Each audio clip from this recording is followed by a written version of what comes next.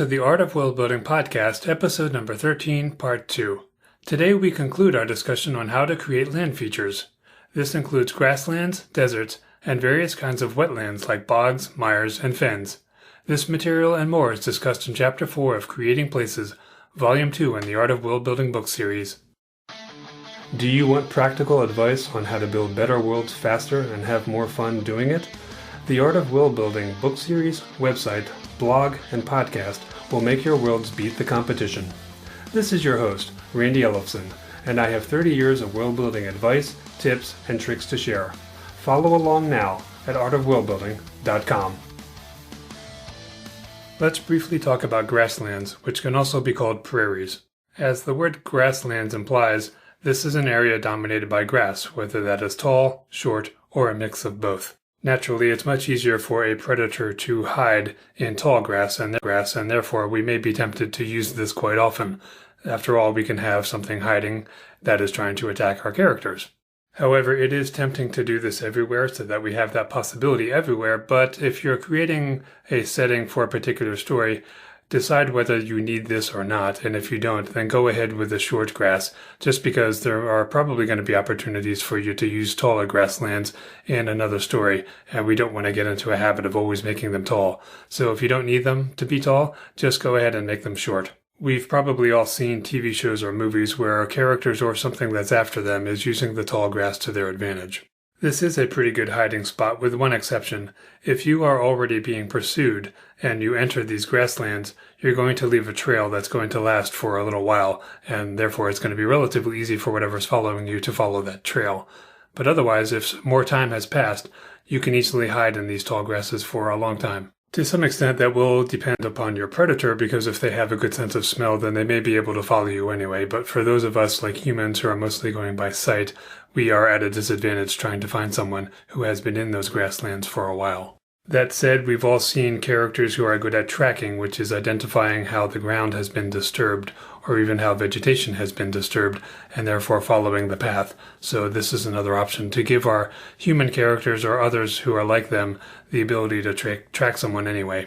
Of course, if there is aerial pursuit, then this isn't going to work nearly as well. Now, if you're wondering where the taller grass is more likely to occur, the answer should be fairly obvious. It's going to be where there is more rain. This is something to keep in mind beyond your story needs, because if you have a desert and you would like the characters to run right out of that desert into tall grass, that's probably not going to happen, because the whole reason there is a desert there is that there's not a lot of precipitation, and therefore it doesn't make too much sense that there's going to be tall grass right next to it any more than there would be a forest right there. What is realistic is that we would have short grass that slowly gives way to taller and taller grass and eventually to a forest. Something else to be aware of is that in tropical climates near the equator, sometimes almost all of the year's rain happens in just a couple weeks. This might mean that those tall green grasslands are only a temporary feature. I've mentioned the issue of prevailing winds and rain shadows a couple times and how mountains can affect rainfall, and I'm going to do so again here, using the United States as an example. When the Rocky Mountains rose out west, what happened is that this caused a rain shadow that killed the forest for hundreds of miles to the Midwest, and this caused the famous plains that are dominating the Midwest.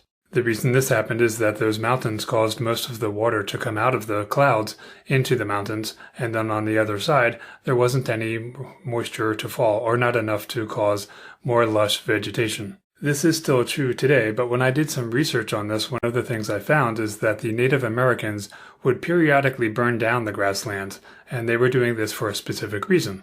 They were trying to prevent trees from growing there, because eventually those trees would start to grow, and they would start to become a savanna, which we talked about in the previous episode. And in time, a savanna can start to become a woodland, which has more trees, and then it could eventually become a forest. And they did not want this. They wanted more land for their livestock to graze. So they periodically burned all the grasslands down. Well, not all of them, obviously, but they would set fires that would burn for many miles, and this would kill off any potential trees that were starting to grow. One thing this shows us is that even before modern civilization, humans had the ability to manipulate the land. So if you have a world and fantasy setting where there is not modern technology, your people could still be causing such a thing to happen. In fact, if we're going to create a story that happens on a plain and have our characters get involved with nomads, for example, we might actually want to show a scene of them burning down the grasslands, or we can just have our characters come across an area that has been burned, and maybe they think it's natural, like a lightning strike, but it actually isn't. On that note, when we do create grasslands, we shouldn't decide that there's no population there, but we might want to go ahead and decide that there are nomads populating there. Not only is this reasonable, but it gives our characters someone that they might run across while they're traveling. The nomadic culture is going to be very different from the culture of people who live in cities, and this gives us a good opportunity to show some more variety. These nomads might also be hostile or friendly depending on their relationship with those in the city. After all, there is likely to be some trade going on, but there might also be some suspicion on both sides and possibly some past conflicts. So this again gives us more diversity and some history.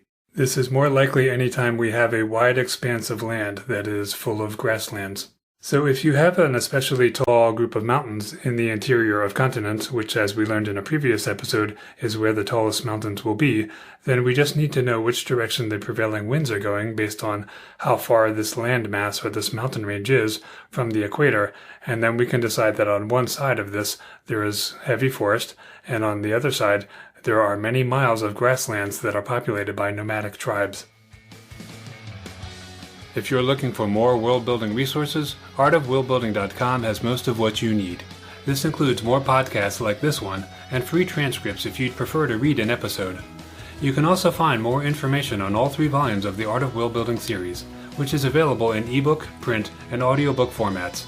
Much of the content of those books is available on the website for free. You can also join the mailing list at artofworldbuilding.com/newsletter. This gets you free, reusable templates from each published volume in the series. You don't even need to buy the books to get these. I also send out contest information, free tips, and other stuff to help with your efforts. Please note that I do not share your email address with anyone because that's against my privacy policy, and you can unsubscribe at any time. Sign up today to get your free content and take your world building to the next level. While we're talking about areas with limited rainfall, let's talk about deserts. It may surprise you to know that here on Earth, deserts take up an entire third of the land surface. Not the entire surface, just the surface covered by land. So don't be shy about placing deserts on your world because they're definitely going to be there, although we can change how many deserts are on the world. However, you may want to not stray too far from doing a third of the land surface, and there's a reason for this. The deserts play a role in regulating the planet's temperature, so if we go far outside that, we may be messing with how things work, although the average person is not going to know this. Still, it's something to keep in mind and follows that idea that you should know the rules before you break them. So don't be shy about adding deserts in many places. And the obvious question is, where would they form? And if you've been listening to this episode and the previous ones, the obvious answer is that they would form to one side of a mountain range. This isn't always true, but it often is. On that note, some deserts do receive rain, but they don't receive enough to compensate for the high levels of evaporation. How little rain do we need in a year to cause a desert? Just 10 inches, which is really not that much. Don't think of a desert as a place where it never rains, because that's usually not true. Some places are sort of semi-deserts because they receive 10 to 20 inches of rain, and some of these also have grass, in which case it's called a steppe. So this will be a place where it is still fairly barren, but not nearly as barren as a place with bare rock or sand. Once again, this variation keeps us from having everywhere be the same.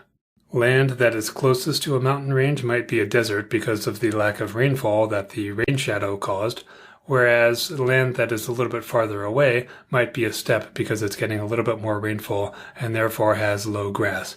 That in turn might give way to actual grasslands. Of course, the reason that there is increasing vegetation farther and farther away from that rain shadow desert is that there is moisture in the air that is being picked up continuously. It's just that most of it that was in the air before it hit the mountain range left those clouds. By the way, when it does rain in a desert, it often happens in a violent downpour, and this can cause a flash flood that happens miles away from where the storm actually is. Another interesting fact about deserts is that they normally cannot form too close to the equator because there is too much heavy rain in the tropics from 0 degrees, which is the equator, up to a roughly 30 degrees latitude. That said, it is possible to have a desert here, and you may be able to guess why. There are areas near the equator where the elevation is very high, and as a result, instead of it being a tropical climate there, it's actually a more temperate climate that would normally be found farther north or south, away from the equator. The result is that if there are mountains there, there can actually be a rain shadow, and as a result of that, an actual desert that is at the equator. When it comes to the composition of deserts, it might also surprise you to know that only 20% of the Earth's deserts are actually made of sand. Hollywood tends to show us this as the default, so most of us probably assume that's how all of them are, but it's not true. This is yet another way that we can make one desert different from another. The rest of the deserts are actually kind of like a virtual pavement of tightly packed small stones like pebbles. Hearing me say that, you might assume that it's very loose, but it's actually very stable. This hard desert is hard on the feet, including those of animals. And one thing that this also means is that people can move relatively quickly through this as opposed to a sandy desert. So while a horse might struggle in sand, it will be fine on the hard desert. However, the hard desert is actually going to hurt its hooves. That doesn't mean that the horse can't travel on it, it just means that sooner or later it's going to get fatigued, and that's probably going to happen sooner. Horses prefer relatively soft earth, but not so soft that it's like mud. So when you're working on your travel times, consider what type of desert is in a specific place. So the question then becomes, where do you find a sandy desert versus a hard desert? One answer to this is to understand why sand forms. Basically what's happening is that extreme temperature changes from day to night cause rocks to break apart. After that, more erosion occurs from wind and you end up with sand. In an earlier episode, we talked about climates, including the dry climate, and this is where deserts are typically found. Both the hot and the cold deserts are more likely to have this as opposed to the mild deserts where the temperatures are not that extreme. While there are a few more little details in the Creating Places book, the last thing I want to mention about deserts is the difference between a sandstorm and a dust storm, as these are not the same thing. Most of us have probably seen these towering images of what looks like a sandstorm engulfing an entire city. Well, these are actually dust storms.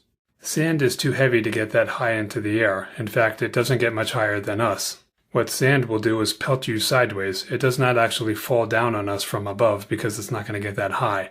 So a dust storm looks really impressive, but is it really that lethal? And the answer is actually yes, because exposure to dust storms, if it happens repeatedly, can actually cause an incurable respiratory illness. Now, that can cause people to eventually suffocate. This does not sound as exciting or as dangerous as immediate death from sandstorms, but a dust storm is actually more likely to cause death. If we're going to be writing a story that features one of these storms, we should have some idea of the difference here and use it appropriately. For those of you who support crowdfunding, I am on the Patreon site and would appreciate any support you can lend. It can be just $1 a month. Higher levels of support get you increasingly cool things, such as PDF transcripts, MP3s of my music, which you hear in these episodes, free ebooks and short stories, bookmarks, and even signed copies of books and CDs of my music. Many of these are unavailable to the public. Your support can help me cover the expenses of producing the show. Even better, you can help me promote it and make it more successful. Without you, there's no point in doing this. Are you benefiting from this free podcast? If so, just go to artofworldbuilding.com and click the big icon for Patreon. And thank you for your support. Now that we've talked about places with very little water, let's talk about places that have a lot, so much so that they are called wetlands. As it turns out, a wetland can either be freshwater, saltwater, or brackish, which means that it is somewhere in between. Not surprisingly, the freshwater ones tend to be inland, where water is coming from rainfall and runoff, whereas on the coast we're more likely to have the saltwater ones. The ones that are brackish are still going to be near the coast, so that's where the salt water is coming from, but they also have a freshwater source, which is either going to be rain or a nearby lake or a river or possibly an underground spring. The result is called brackish. As storytellers, we can use wetlands as a place where monsters like to hide because humans in particular tend to like solid ground and not be that comfortable going into them. Those who spend a lot of time in wetlands will feel differently, of course. These might also be the people who are familiar with that monster or what it is capable of, and even where it tends to be. They are likely to be the source of rumors about it too, whether those prove to be true or false. Most wetlands are found in the temperate climate zone or in the tropics near the equator, but they can be in polar areas too. When it comes to the freshwater wetlands, what we might want to do is decide that there is an area of any lake that is actually a wetland. This could be any side of it, and what we're talking about is a transition from lake to solid ground, and that area in between is going to be our wetland. This is generally the case. So we don't need to invent new areas on our map if we've got one. We can just decide that one area of a lake is the wetland. Aside from monsters, why would we want to create one? Well, there could be lots of fish and other animals that have this as their habitat, and this results in products and other things that our characters might be using, which also includes food. In a world with magic, we could certainly decide that some sort of plant is growing there and that it is very valuable, and that's the only kind of place it's found. And therefore, those who are comfortable moving around in that wetland are going to be the ones who are harvesting that, and therefore they might have some position of prominence, at least when it comes to that particular item. Now, if it turns out that we do have a monster and we have that special plant there, maybe the monster has some sort of special property as a result of having access to that plant. There are 4 basic types of wetlands, and the first 2 are both known as mires. This includes bogs and fens. After that, we're going to talk about marshes and then swamps. When it comes to bogs and fens, both types of mires get their water from rainfall. Both of them form at the edges of lakes, as we were just talking about, and sometimes they can even cover the entire surface of that lake. So what's the difference between a bog and a fen? Let's talk about bogs first. A bog forms in a low area of land or on top of an old lake, which also forms in a low area of land. A bog can be many meters deep, and what happens on the surface is that dead plant material like mosses tends to form peat. Evergreen plants can grow on the surface, and one of the things that can happen is that from a distance, it might look like it is just regular land, and you might have no idea that there is actually water under there. This is especially true if it happens to be adjacent to a forest, and therefore it just looks like the ground blends right into the forest in the background. And so you could have a scene where a group of warriors on horseback are charging across the land, and they think they're heading for that forest, having no idea that there's actually a peat bog there, and they're just going to tumble right into the water. One interesting idea we can leverage is that sometimes carnivorous plants exist in bogs, and these survive by eating invertebrates, but there's no reason we can't have bigger plants that survive by eating our people. In drier locations, we can actually have trees growing in these bogs, so it's not impossible to have a large plant. And by large, I don't necessarily mean that it's tall, because a plant could be many meters across, lying across this apparent ground, which is actually peat. Sometimes on Earth, large animals like moose and caribou are found in bogs, and there are a lot of other animals like otters and just smaller animals that use this as their home. And then the peat moss itself can be used as fuel for either heating or cooking. This once again gives us a product that we can mention in our city if there's a nearby lake that has a bog on one end of it. Maybe someone is burning peat moss for fuel. So how does all of this differ from a fen? And the answer is pretty simple. Instead of being covered in peat, a fen is covered in grasses and shrubs. In addition to occurring along lakes, they can also occur alongside a river. They also typically get most of their water from the ground rather than rain, but this is not the kind of difference that your audience is likely to notice or care about if you point it out to them. A fen can also turn into a bog in time. Like bogs, fens have a tendency to be found in the mountains. And just like with bogs, they can be deceptive from a distance so that you don't realize it's a fen, and you might just assume it's a grassland. If you'd like to subscribe to this free downloadable podcast, here's how to do it. For iPhone, iPad, and iPod listeners, grab your device and go to the iTunes Store. Then search for The Art of Worldbuilding. From there, download the free podcast app by Apple, and then subscribe to the show from within that app. For Android listeners, you can download the Stitcher Radio app, which is also free, and search for The Art of Worldbuilding. This only needs to be done once, because new episodes will become available in the app each time one is released, and you will never miss an episode. Let's talk about another type of wetland called a marsh. They also form in a depression of land or at the edge of a lake or along the side of a slow-moving river. The water tends to be shallower here. Keep this in mind if you're intending to use a marsh as the habitat of a large water-dwelling animal, because that may not make as much sense as placing that into a bog or a fen, for example. The monster that we were discussing earlier is probably going to be more a land dweller than a water dweller if it calls a marsh its home. But as for other life here, we can still have fish, birds, amphibians, and smaller aquatic mammals. Instead of grasses and trees like you would find in a fen or the peat that you would find in a bog, here we would have grasses and reeds. It is possible to have a saltwater marsh. These are found farther from the equator along a coastline where the tide will flood them. However, they must usually be protected by a lagoon or an estuary because otherwise the flow of water coming in and out might be too strong for them. If you're enjoying the podcast, please rate and review the show at artofworldbuilding.com/review. Reviews really are critical to encouraging more people to listen to a show they haven't heard of before, and it can also help the show rank better, allowing more people to discover it. Again, that URL is artofworldbuilding.com/review. And that brings us to the last wetland, and that is the swamp. This is one that we've all heard about, but we may not understand the difference between this and other types of wetlands. It's basically a wetland that is a forest, meaning there are a lot of trees here. One way this is different from a fen is that fens don't have nearly as many trees. As you might expect, a swamp occurs near large rivers and lakes. This means that we can once again take any lake that's on our map and decide that part of it is a swamp. This swamp might also connect directly to an actual forest where the ground is solid. Now, it is possible to have two different types of swamp, one of them being a swamp forest and one of them being a brush swamp, and the difference is the amount of tree cover. The shrub version has fewer and shorter trees and is mostly bushes instead. Now, within a swamp, there are sometimes dry areas of land that are raised, and these are called a hammock. This is where the shrubs tend to be found. In a fantasy world, we know that elves love forests, but there seems to be not much mention of elves loving a swamp, even though this is just a forest with a lot of water. But maybe this is something that we can exploit in our world. Surely the elves can find a use for this particular habitat.